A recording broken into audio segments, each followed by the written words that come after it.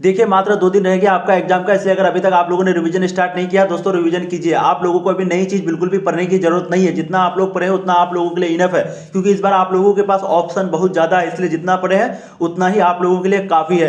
तो दोस्तों आज की इस वीडियो में फिर से लेके आए फिजिक्स का टॉप क्वेश्चन, कम से कम आप 8 से 10 क्वेश्चन को देखिए, वीडियो को कम से कम 2 से 3 मिनट देखिए, तभी आपको समझ में आएगा कितना इंपॉर्टेंट क्वेश्चन है ये आपके लिए। हो सकता है बिहार बोर्ड में सेम इसी तरह का क्वेश्चन पूछ दे या फिर इस पैटर्न पे तो आपको पूछेगा ही। ठीक है, तो चलिए सबसे पहला क्वेश्चन देखते हैं। निम्नलिखित में किस राशि का मात्रक वोल्ट अपॉन मीटर होता है? इससे पहले भी हम लोग 4 वीडियो कर चुके हैं फिजिक्स का, अगर आपकी तैयारी बिल्कुल भी नहीं है या फिर अगर है भी फिर भी उसको जाके जरूर देख लीजिए, आपका रिवीजन हो जाएगा, और जिसकी तैयारी नहीं है तो उसका 60 से 70% कंप्लीट हो जाएगा। यहाँ पर आपको पूछ रहा है वोल्ट अपॉन मीटर किसका मात्रक होता है, तो दोस्तों इसका राइट आंसर ऑप्शन डी विद्युतीय क्षेत्र। तो विद्युतीय क्षेत्र के पास वोल्ट अपॉन मीटर का मात्रक होता है। नेक्स्ट क्वेश्चन देखिए, क्वेश्चन नंबर 2, परिपथ का गुण जो विद्युतीय ऊर्जा को ताप में बदलता है कहलाता है। वह परिपथ का गुण जो विद्युतीय ऊर्जा को टेम्परेचर यानी कि ताप में बदल देता है वो क्या कहलाता है? प्रतिरोध कहलाता है, धारा कहलाता है, वोल्टता कहलाता है, क्या कहलाता है? तो दोस्तों सेकंड का आपका राइट आंसर है ऑप्शन ए प्रतिरोध। तो जो विद्युतीय ऊर्जा को ताप में बदलता है वो प्रतिरोध कहलाता है। नेक्स्ट क्वेश्चन देखिए, क्वेश्चन नंबर 3, विद्युत हीटर में जिस पदार्थ का उपयोग किया जाता है वह है। तो विद्युत हीटर में जिस पदार्थ का उपयोग करते हैं हम लोग, जिस मटेरियल का उपयोग करते हैं वो क्या है? तांबा है, प्लेटिनम है, टंगस्टन है, नाइक्रोम है, क्या है? तो दोस्तों थर्ड का आपका right answer option D nichrome. जो क्वेश्चन आप लोगों को इंपॉर्टेंट लगे या फिर अगर नहीं आता हो आप उसका स्क्रीनशॉट जरूर ले लीजिएगा या फिर नोट जरूर कर लीजिएगा। अब नेक्स्ट क्वेश्चन देखिए, क्वेश्चन नंबर 4, आवेशित संधारित्र पर संग्राहक पट्टिका और संघनन पट्टिका के आवेशों का योग होता है। आपको पूछ रहा है आवेशित संधारित्र पर संग्राहक पट्टिका और संघनन पट्टिका के आवेशों का यानी कि चार्ज का योग होता है, कितना होता है? काफी इंपॉर्टेंट क्वेश्चन है। तो दोस्तों 4 का राइट आंसर ऑप्शन ए 0। ठीक है, जब भी ये क्वेश्चन आए संग्राहक पट्टिका और संघनन पट्टिका का योग आ जाए यानी कि आवेशों का योग, चार्जों का योग अगर आ जाए तो दोस्तों इसका राइट आंसर होगा ऑप्शन ए 0। ठीक है, अब नेक्स्ट क्वेश्चन देखिए, क्वेश्चन नंबर 5, 60 वाट तथा 40 वाट के 2 बल्ब यदि श्रेणी क्रम में जोड़े जाए तो उनके सम्मिलित शक्ति होंगे। आपको यहां पर पूछ रहा है कोई 60 वाट का और 40 वाट का 2 बल्ब है, उसको श्रेणी क्रम में यानी कि सीरीज में हम लोग जोड़ते हैं तो उनकी सम्मिलित शक्ति होगी, तो वो दोनों का मिलाकर के शक्ति कितना होगा? काफी इंपॉर्टेंट क्वेश्चन है ये भी, लेकिन इसका दोस्तों राइट आंसर ऑप्शन डी 24 वाट। ठीक है, यहां पर आपको वो रेजिस्टेंस वाला यानी कि प्रतिरोध वाला फॉर्मूला नहीं लगाना है, वो वाला नहीं। यहां पर आपको सिंपली क्या है, आपका क्वेश्चन दिया हुआ 60 वाट और 40 वाट और इसका राइट आंसर दोस्तों 24 वाट है। आप लोगों को न्यूमेरिकल के पीछे अभी नहीं भागना है, क्योंकि इस बार आप लोगों के पास ऑप्शन बहुत ज्यादा है। मैं बार बार ये बात कह रहा हूं, 70 ऑप्शन है दोस्तों, 70 में मात्र 35 बनाना है, इसलिए न्यूमेरिकल में आपका टाइम बहुत ज्यादा वेस्ट होगा। आप लोग थ्योरी वाला को बनाइएगा, क्योंकि न्यूमेरिकल में आपको सॉल्व करना होगा जिससे आपका टाइम बहुत ज्यादा लगेगा। वहीं पे अगर आप थ्योरी को डायरेक्ट, ये सब थ्योरी को डायरेक्ट बनाते हैं तो आपका टाइम बहुत कम लगेगा, इसलिए सबसे पहले आप थ्योरी को बनाइएगा, बाद में अगर आपका 35 नहीं पूरे उसके बाद फिर जो है आप न्यूमेरिकल को कीजिएगा 35 क्वेश्चन पुराने के लिए। ठीक है, अगर नहीं बने तब, थ्योरी से अगर 35 नहीं पूरे तब आपको न्यूमेरिकल बनाना है, लेकिन पहले आपको थ्योरी वाला सवाल ही करना है। अब नेक्स्ट क्वेश्चन देखिए, क्वेश्चन नंबर 6, विद्युत परिपथ की शक्ति होती है। आपको पूछ रहा है विद्युत परिपथ की शक्ति कितना होती है। ठीक है, यानी कि फॉर्मूला सिंपली आपको पूछ रहा है, तो दोस्तों 6 का राइट आंसर ऑप्शन सी v²/r। क्या है? v²/r। विद्युत परिपथ की शक्ति होती है v²/r। अब नेक्स्ट क्वेश्चन देखिए, क्वेश्चन नंबर 7, डायनेमो के कार्य का सिद्धांत आधारित है। डायनेमो के कार्य का सिद्धांत किस पर आधारित है? धारा के ऊष्मीय प्रभाव पर, विद्युत चुंबकीय प्रेरण पर, किस पर आधारित है? तो दोस्तों इसका राइट आंसर है ऑप्शन बी विद्युत चुंबकीय प्रेरण पर। तो डायनेमो का जो सिद्धांत है, कार्य का सिद्धांत, कार्य करने की सिद्धांत, वो विद्युत चुंबकीय प्रेरण पर आधारित है। ठीक है, उसी पर बेस्ड है। ये क्वेश्चन मैं पहले भी करा चुका हूं, आप लोग जरूर ध्यान दीजिएगा। आप नेक्स्ट क्वेश्चन देखिए, क्वेश्चन नंबर 8, लॉरेंज बल का परिकलन करने के लिए सूत्र है। आपको पूछ रहा है लॉरेंज बल जो कि आपका मैग्नेटिक चैप्टर में आता है, तो लॉरेंज बल का परिकलन करने के लिए यानी कि आकलन करने के लिए, निकालने के लिए सूत्र क्या है? सिंपली आपको लॉरेंज बल का लॉ पूछ रहा है या फिर फॉर्मूला पूछ रहा है। ठीक है, तो दोस्तों 8 का राइट आंसर आपका A, F Q bracket open E plus B cross B। E मतलब electric field, B velocity, B magnetic field. ठीक है, तो F vector equal to Q, यहाँ पर क्या है? चार्ज है। F vector equal to Q into E plus V cross B। ठीक है, तो आपका ऑप्शन ए राइट आंसर होगा। आप इसका स्क्रीनशॉट जरूर ले लीजिए, काफी इंपॉर्टेंट क्वेश्चन है, फॉर्मूला वाला कभी कभी पूछ देता है। अब नेक्स्ट क्वेश्चन देखिए, क्वेश्चन नंबर 9, एक 0.05 Q प्रतिरोध वाले एमीटर को 1.5 वोल्ट विद्युत वाहक बल के सेल से जोड़ा जाता है। ठीक है, विद्युत वाहक बल के सेल से जोड़ा जाता है। अगर 2.0 एम्पियर की धारा परिपथ में बहती है तो सेल का आंतरिक प्रतिरोध होता है। आपको पूछ रहा है ये प्रतिरोध दिया हुआ है एक एमीटर का और यहाँ पर विद्युत वाहक बल आपका दिया हुआ है। ठीक है, सेल का मतलब कि सेल से जोड़ा जाता है इतना विद्युत वाहक बल से। अगर 2.0 की धारा परिपथ में बहती है तो सेल का आंतरिक प्रतिरोध होगा। तो इसका आंतरिक प्रतिरोध यानी कि इंटरनल रेजिस्टेंस क्या होगा? ठीक है, यही आपको पूछ रहा है। तो 9 का आपका राइट आंसर है ऑप्शन डी 0.7 ओम। ऑप्शन डी 0.7 ओम। मैं फिर से कह रहा हूं, आप लोगों को न्यूमेरिकल के पीछे नहीं भागना है, वीडियो भी अभी लंबी बन जाएगी अगर मैं आपको बताऊंगा तो, और आप लोगों का भी टाइम एग्जाम में बहुत ज्यादा वेस्ट होगा। ठीक है, ऑप्शन बहुत ज्यादा आप लोगों के पास। नेक्स्ट क्वेश्चन देखिए, एलसीआर श्रेणी क्रम परिपथ में ओमेगा, ये क्या है ओमेगा, ओमेगा कोणीय आवृत्ति का एक एसी स्रोत जुड़ा है, धारा का शिखर मान महत्तम होगा यदि, आपको पूछ रहा है एलसीआर श्रेणी क्रम पथ में, ठीक है, ओमेगा कोणीय आवृत्ति का एक एसी स्रोत जुड़ा है। अब आपको पूछ रहा है धारा का शिखर मान महत्तम होगा, तो धारा का शिखर मान जो है सबसे ज्यादा कहां पर होगा, तो आपका राइट आंसर है दोस्तों option C, omega is equal to 1/√LC। Most important question, आप इसको नोट जरूर कर लीजिए। तो क्या आपका right answer omega is equal to 1/√LC, ठीक है। तो धारा का शिखर का मान सबसे अधिक इसी में होता है। अब नेक्स्ट क्वेश्चन देखिए, क्वेश्चन नंबर 11, एक प्रत्यावर्ती धारा का शिखर वोल्टता 440 वोल्ट है, इसको आभासी वोल्टता है। आपको पूछ रहा है प्रत्यावर्ती धारा का शिखर, प्रत्यावर्ती धारा की शिखर वोल्टता दिया हुआ कितना 440 वोल्ट, वहीं पे इसकी आभासी वोल्टता आपको पूछ रहा है, ठीक है। तो दोस्तों 11 का राइट आंसर है ऑप्शन सी, 220/2 वोल्ट। क्या है 220/2 वोल्ट, ये वैल्यू वाला है, सिंपली आपको इस पर ध्यान नहीं देना है, जो क्वेश्चन इंपोर्टेंट है उसको मैं आपको खुद बताऊंगा। नेक्स्ट क्वेश्चन देखिए, 25 वाट 220 वोल्ट तथा 100 वाट 220 वोल्ट की दो बल्बों में से प्रतिरोध ज्यादा होगा। आपको पूछ रहा है, ये क्वेश्चन काफी इंपोर्टेंट है, लॉजिकल क्वेश्चन है। यहाँ पर एक 25 वाट है, यहाँ 220 वोल्ट है, यहाँ पर 100 वाट है 220 वोल्ट है, तो वोल्ट और वोल्ट बराबर है। अब 25 वाट और 100 वाट है, ठीक है, यहाँ पर 25 वाट है और यहाँ पर 100 वाट है। अब आपको पूछ रहा है दोनों में से प्रतिरोध सबसे ज्यादा किसके पास होगा, जल्द से आप लोग कमेंट करेंगे, ठीक है, बहुत इंपॉर्टेंट क्वेश्चन है। तो 12 का दोस्तों राइट आंसर ऑप्शन है 25 वाट।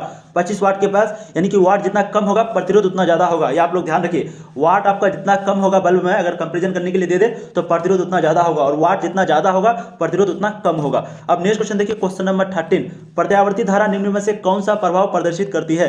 आपको पूछ रहा है प्रत्यावर्ती धारा जो है निम्न में से, इसमें से कौन सा प्रभाव प्रदर्शित करता है, रासायनिक प्रभाव, ऊष्मीय प्रभाव, चुंबकीय प्रभाव, कौन सा प्रभाव। तो दोस्तों 13 का राइट आंसर ऑप्शन बी, ऊष्मीय प्रभाव, यानी कि प्रत्यावर्ती धारा निम्न में से ऊष्मीय प्रभाव प्रदर्शित करता है।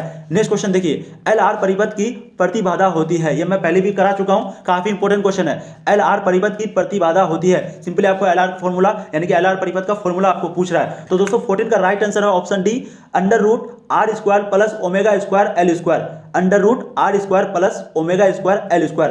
अब नेक्स्ट क्वेश्चन देखिए, क्वेश्चन नंबर 15 आपका, विद्युत चुंबकीय तरंगों के अस्तित्व की प्रायोगिक पुष्टि करने वाले वैज्ञानिक थे। फिर से आपको दोस्तों ये क्वेश्चन भी आपका आया हुआ, आपको पूछ रहा है विद्युत चुंबकीय तरंगों के अस्तित्व की प्रायोगिक पुष्टि करने वाले थे। सिंपली आपको पूछ रहा है कि विद्युत चुंबकीय तरंगों को किसने कहा था, ठीक है। तो दोस्तों 15 का राइट आंसर है ऑप्शन डी, हर्ज।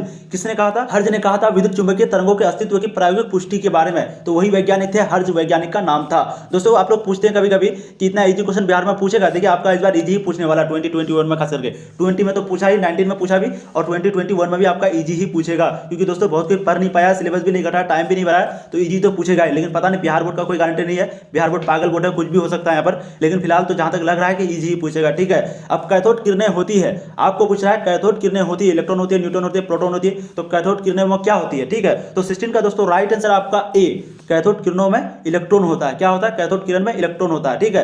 नेक्स्ट क्वेश्चन देखिए, क्वेश्चन नंबर 17, किस कारण वायु का बुलबुला पानी के अंदर चमकता दिखाई देता है। आपको यहाँ पर पूछ रहा है किस कारण बुलबुला पानी बाल्टी के अंदर, पानी के अंदर चमकता हुआ नजर आता है। आप लोग जल्द से जल्द कमेंट करेंगे, बहुत काफी इंपोर्टेंट क्वेश्चन है। तो 17 का दोस्तों राइट आंसर है ऑप्शन सी, पूर्ण आंतरिक परावर्तन के कारण बुलबुला पानी के अंदर चमकता हुआ दिखाई देता है। अब नेक्स्ट क्वेश्चन देखिए, क्वेश्चन नंबर 18, यदि समान फोकस दूरी f के दो अभिसारी लेंस एक दूसरे के संपर्क में रखे हो तो इस संयोग की फोकस दूरी होगी। आपको कह रहा है समान फोकस दूरी है, यानी कि फोकस दूरी जो है वो समान है, ठीक है। अब पूछ रहा है दो अभिसारी लेंस एक दूसरे के संपर्क में रखे हैं और वो जो है एक दूसरे के आमने सामने रखे हुए हैं। अब बोल रहा है इसके संयोग से जब हम लोग इसको जोड़ देंगे तो आपका दूरी होगा, तो फोकस दूरी कितना होगा दोनों का मिला करके, यही आपको पूछ रहा है। तो दोस्तों इसका राइट आंसर है ऑप्शन सी, f/2। कितना है, f/2 आपका राइट आंसर होगा 18 का। तो ऑप्शन सी f/2 हो जाएगी फोकस दूरी जब हम लोग दोनों लेंस को मिलाएंगे तो। अब नेक्स्ट क्वेश्चन देखिए, क्वेश्चन नंबर 19, यदि किसी लेंस, यहाँ पर किसी है, यदि किसी लेंस की फोकस दूरी f मीटर हो तो इसकी क्षमता का मान होगा। आपको कह रहा है किसी लेंस का फोकस दूरी दिया हुआ f मीटर, तो इसकी क्षमता का मान होगा, यानी कि सिंपली आपको क्षमता का फॉर्मूला पूछ रहा है। दोस्तों इसका फॉर्मूला है ऑप्शन बी,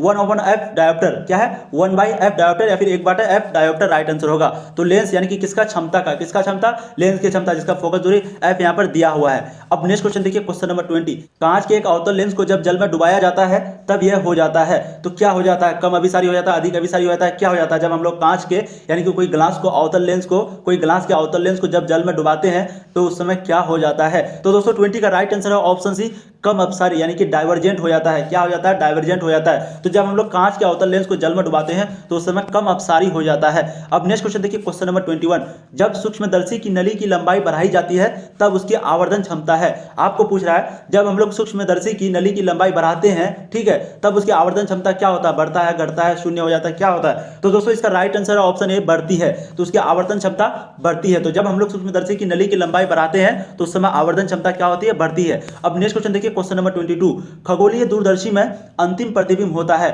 आपको पूछ रहा है खगोलीय दूरदर्शी में, क्योंकि आप लोग जानते हैं वहां पर दो प्रतिबिंब बनता है, तो उस समय से अंतिम जो प्रतिबिंब बनता है वो कहां पर बनता है, मतलब कि कैसा बनता है, उसका नेचर क्या होता है, उसका प्रकृति क्या होता है? तो दोस्तों 22 का राइट आंसर ऑप्शन डी, आभासी व उल्टा। तो क्योंकि उसमें दो इमेज बनता है, उसमें से लास्ट वाला जो इमेज है, अंतिम जो इमेज है, वो आभासी व उल्टा बनता है। तो खगोलीय दूरदर्शी में अंतिम प्रतिबिंब आभासी व उल्टा बनता है। नेक्स्ट क्वेश्चन देखिए, क्वेश्चन नंबर 23, एक पतले फिल्म के रंग का कारण है। ये भी क्वेश्चन बहुत बार आ चुका है, आप लोग जल्द से जल्द कमेंट करेंगे। तो पतले फिल्म के रंग का क्या कारण है? व्यक्तिकरण, प्रकीर्णन, वर्ण विक्षेपण, क्या कारण है? तो दोस्तों 23 का राइट आंसर ऑप्शन बी, व्यक्तिकरण। ठीक है, मैं बहुत बार करा चुका हूं। तो व्यक्तिकरण के कारण पतले फिल्म के रंग का, मतलब कि एक पतले फिल्म के रंग का कारण है व्यक्तिकरण। अब नेक्स्ट क्वेश्चन देखिए, क्वेश्चन नंबर 24, जिस घटना से प्रकाश तरंगों की प्रकृति निर्विवाद रूप से अनुप्रस्थ सिद्ध होती है वह है। आपको पूछ रहा है जिस घटना से, वो घटना क्या है? प्रकाश तरंगों की प्रकृति निर्विवाद रूप से अनुप्रस्थ सिद्ध होती है। तो आपको सिंपली यहां पर घटना पूछ रहा है कि वो घटना क्या है जिसके कारण प्रकाश तरंगों की प्रकृति निर्विवाद के रूप में अनुप्रस्थ सिद्ध होती है,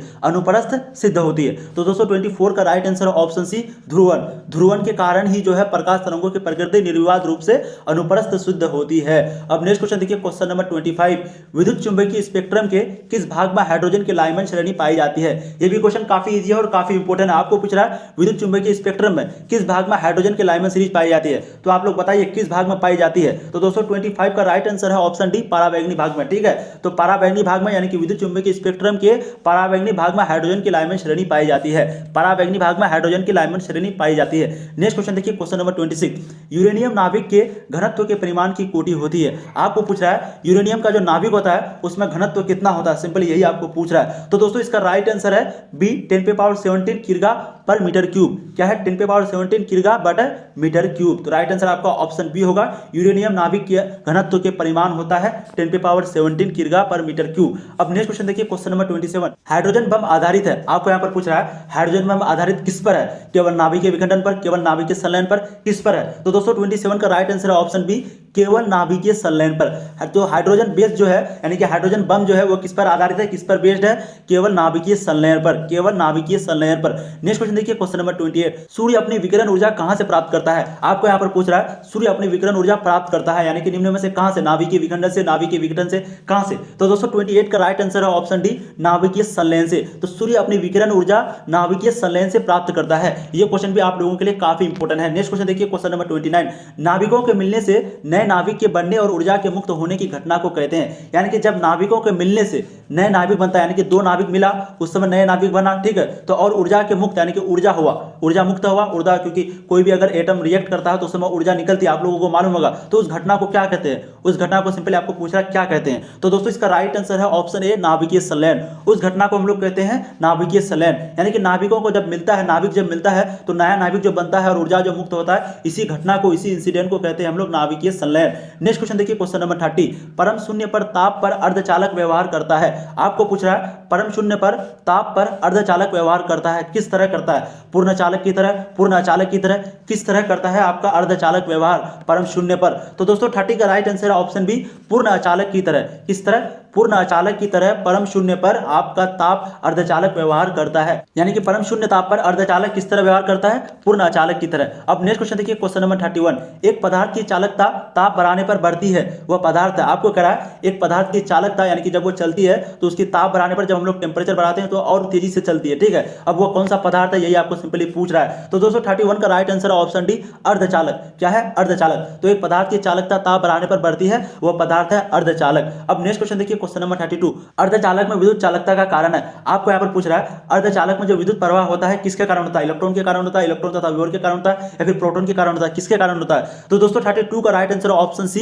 इलेक्ट्रॉन तथा विभव के कारण। तो अर्धचालक में जो विद्युत चालकता का कारण है वह ऑप्शन सी, इलेक्ट्रॉन तथा विभव के कारण अर्धचालक में विद्युत चालकता, यानी कि विद्युत चालक चलता है। अब नेक्स्ट क्वेश्चन देखिए, क्वेश्चन नंबर 33, डायोड का उपयोग करते हैं।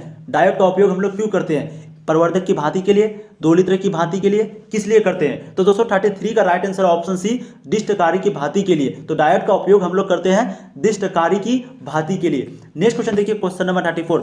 वैसी युक्ति जो रेडियो तरंगों द्वारा दूर की वस्तुओं की स्थिति, उसकी दूरी तथा चलाने की दिशा का पता लगाता है, उसे कहते हैं। आपको कह रहा है उस युक्ति को क्या कहते हैं जो रेडियो तरंगों द्वारा दूर की वस्तुओं की स्थिति यानी कि पोजीशन, उसकी दूरी, डिस्टेंस, चलने की दिशा यानी कि स्पीड, डायरेक्शन, चलने की दिशा, डायरेक्शन सब बता दे, उसे क्या कहते हैं? ठीक है, वैसी युक्ति को क्या कहते हैं? तो दोस्तों 34 का right answer option B, radar. तो रडार के कारण हम लोग जो है किसी भी वस्तु की स्थिति को रेडियो तरंगों के द्वारा यानी कि रडार के कारण किसी रेडियो तरंगों के द्वारा वस्तु की पोजीशन, दूरी, चलाने की दिशा यानी कि डायरेक्शन सब कुछ पता कर लेते हैं रडार के कारण। Radar, radar. नेक्स्ट क्वेश्चन देखिए, क्वेश्चन नंबर 35। प्रकाशीय तंतु के लिए सामान्यतः क्रांतिक कोण का मान होता है। आपको कह रहा है ऑब्जेक्टिव क्वेश्चन और वीवीआई ऑब्जेक्टिव है, जरूर देखिए दोस्तों। प्रकाशीय तंतु के लिए सामान्यतः क्रांतिक कोण का मान होता है। आपको सिंपल यहाँ पर पूछ रहा है प्रकाशीय तंतु के लिए सामान्य क्रांतिक कोण का मान कितना होता है? तो दोस्तों 35 का राइट आंसर है आपका ऑप्शन डी, 77 डिग्री। क्या है? Option D, 77 degree. जो क्वेश्चन को मैं बार बार रिपीट करता हूँ, इसका मतलब है कि वो क्वेश्चन आप लोगों के लिए इंपॉर्टेंट है दोस्तों। ठीक है, अगर आप लोग अभी तक चैनल को सब्सक्राइब नहीं किया तो चैनल को सब्सक्राइब कर लीजिए, क्योंकि जब आप लोग एग्जाम देंगे तो आपको आंसर की सबसे पहले यहीं पे मिलेगा। और जितना दिन आपके पास बचा हुआ है जो भी सब्जेक्ट का, सभी का तैयारी आपको लास्ट तक कराई जाएगी, जब तक आपका एग्जाम पूर्ण रूप से खत्म नहीं हो जाता है। ठीक है, इसलिए आप लोग चैनल को सब्सक्राइब जरूर कर लीजिए। और बायोलॉजी, फिजिक्स, केमिस्ट्री यानी कि सभी सब्जेक्ट का जो है वीडियो इस चैनल पे अपलोड किया हुआ, और आज से इंग्लिश का भी होगा, इसलिए आप लोग जरूर देखा कीजिए। वो भी क्वेश्चन इसी तरह का इंपॉर्टेंट है। ठीक है, चैनल पे जाके जरूर देखा कीजिए। अब नेक्स्ट क्वेश्चन देखिए, क्वेश्चन नंबर 36। एक बंद पृष्ठ के अंदर एक विद्युत द्विध्रुव स्थित है, बंद पृष्ठ से निर्गत कुल विद्युत फ्लक्स होगा। आपको यहाँ पर पूछ रहा है एक बंद पृष्ठ है यानी कि कोई बंद डब्बा है, उसमें विद्युत द्विध्रुव स्थित है, विद्युत द्विध्रुव स्थित है। अब पूछ रहा है बंद पृष्ठ से निर्गत कुल विद्युत फ्लक्स होगा, तो विद्युत फ्लक्स उससे कितना निकलेगा? ठीक है, तो दोस्तों 36 का आपका राइट आंसर है ऑप्शन सी, 0। क्योंकि हम लोग जानते हैं कोई भी अगर बंद रहे और उस पर विद्युत द्विध्रुव स्थित हो तो उस समय जो है निर्गत कुल विद्युत फ्लक्स कितना होता है? 0 होता है। ठीक है, 0 होता है, ये आप लोग जरूर याद रखेंगे। नेक्स्ट क्वेश्चन देखिए, क्वेश्चन नंबर 37। वायु में गोलीय चालक की धारिता अनुक्रमानुपाती होती है। आपको यहाँ पर पूछ रहा है वायु में जो गोलीय चालक की धारिता है वो किसकी अनुक्रमानुपाती होती है, यानी किसका? इनवर्सली प्रोपोर्शनल होता है। तो दोस्तों 37 का राइट आंसर है बी, गोले की त्रिज्या का। तो वायु में गोलीय चालक की धारिता गोले की त्रिज्या की अनुक्रमानुपाती होता है। नेक्स्ट क्वेश्चन देखिए, क्वेश्चन नंबर 38, जो कि काफी इंपॉर्टेंट है। किरचॉफ का विद्युत परिपथ संबंधी प्रथम नियम आधारित है। तो आपको यहाँ पर पूछ रहा है किरचॉफ का जो विद्युत परिपथ संबंधी नियम है, यानी कि जो वो नियम दिया है वो किस पर आधारित है, ये आपको सिंपली पूछ रहा है। तो दोस्तों 38 का right answer option B, charge यानी कि आवेश संरक्षण के नियम पर। किस पर है? आवेश संरक्षण के नियम पर किरचॉफ का विद्युत परिपथ संबंधी नियम है, यानी कि उसी पर आधारित है, उसी पर बेस्ड है। अब नेक्स्ट क्वेश्चन देखिए, क्वेश्चन नंबर 39। दाशमिक संख्या 25 का द्विधारी होता है। अगर ये सब क्वेश्चन आपको नहीं आता तो आप लोग कमेंट कीजिए, मैं आपको कम्युनिटी में जरूर सॉल्व कर दूंगा। ये क्वेश्चन आपका एक रहेगा ही दोस्तों। ठीक है, कमेंट जरूर कीजिए। तो 39 का दोस्तों right answer option C, 11001 whole 2, 11001 whole 2। तो दशमिक संख्या 25 का द्विधारी होता है 11001 होल 2। अब नेक्स्ट क्वेश्चन देखिए, क्वेश्चन नंबर 40।